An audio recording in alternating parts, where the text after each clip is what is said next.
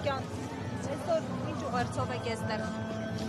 Պահանջատիրոջ առաջինը, այսինքն մենք պետք է հիշենք, դատապարտենք,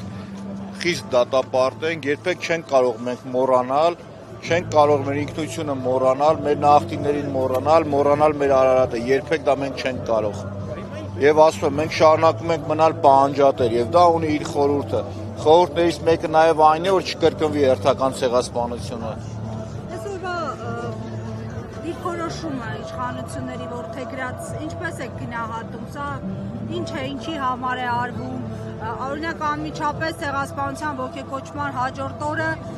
հրապարակում խորոված փարթիներով ինչ-որ քաղաքացու օր նշել։ Խիստ դատապարտելի է, ակնհայտ է, որ պրոթուրքական քաղաքականություն են իրանք տանում, ակնհայտ է, որ ծառայում են իրանք թուրքական իշխանությանը,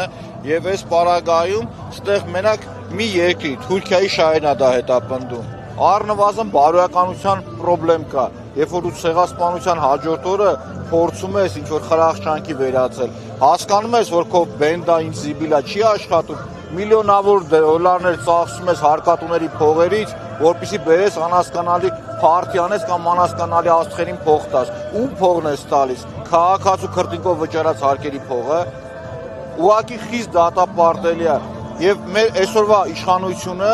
ինքը հայկական շահին չի սպասարկում։ Սպասարկում է թուրքական շահին։ Միայն եւ միայն։ Եվ այսօր իրանք թուրքի պահած իշխանություն են։ Եվ այսօր էլ իրանք առաջիկա ընտրություններին իրանք հովանավորում է ուղիղ Թուրքիան, ուղիղ թուրքերը։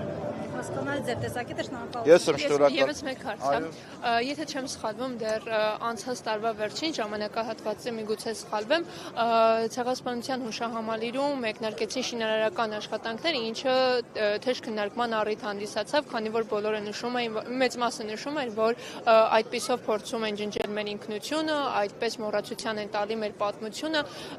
եւ մտավախություն կար, որ մինչեւ ապրիլի 24-ը աշխատանքները ավարտված չի լինի։ Սակայն վերջերս հայտարարվեց, որ աշխատանքներն արդեն ավարտված են, բայց մեկ այլ խնդիր էր, երբ սյուների քարերի գույներն էր տարբեր, ու սա եւս մտավախություն էր այն բանի, որ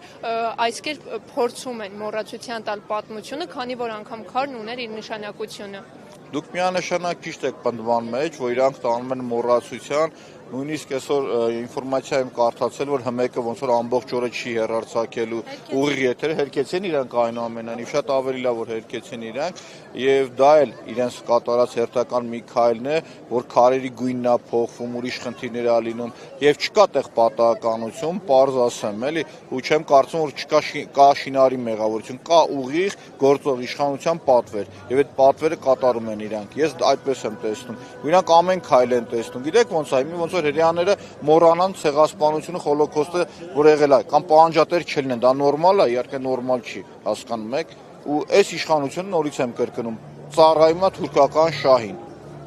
Հասկանալի է, Շնորհակալություն։